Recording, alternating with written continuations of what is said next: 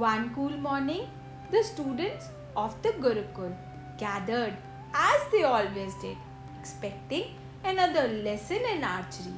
Soft morning mist drifted across the ground. A koel sang in the distance. Then silence returned.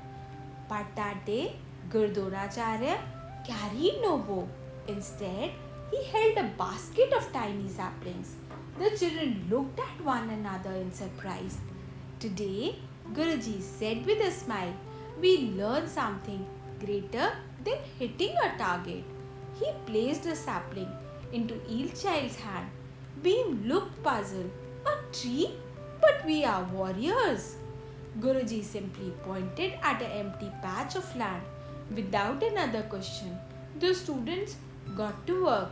Beam dug the hole, his palms already dusted with earth. Arjuna carefully placed the saplings inside, one hand gently holding it upright. Nakul poured cold water, watching it sink into the soil. Sahadev gently covered the roots with soft earth, patting it down as if protecting it.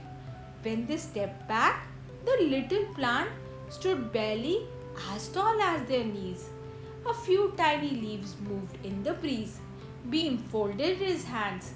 Guruji, when will this tree give shade? Guru Dronacharya smiled. Not today. The children looked at him. Not tomorrow.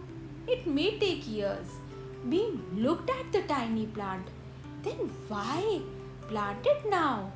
Guruji picked up a dry leaf from the ground. Tell me, Beam, do you know who planted the great banyan tree where we sit every afternoon? The children looked at one another. Nobody knew. Guruji nodded. Exactly. The person who planted it never sat beneath its cool shade. The children fell silent. They looked up at the banyan tree. Its white branches covered the whole Gurukul, and its roots had quietly grown from years before any of them were born. The wind gently moved through its leaves as if the tree itself had become a part of Guruji's lesson. Then Guruji said softly, Karmanyavadikaraste ma phaleshu kadachadam. You have the right to perform your duty, but not to the fruits of your action. The children looked at their little saplings once more without being asked. Beam pressed the soil a little firmer around the roots. Arjuna brought another pot of water, pouring it slowly. Nakul quietly pulled away the weeds.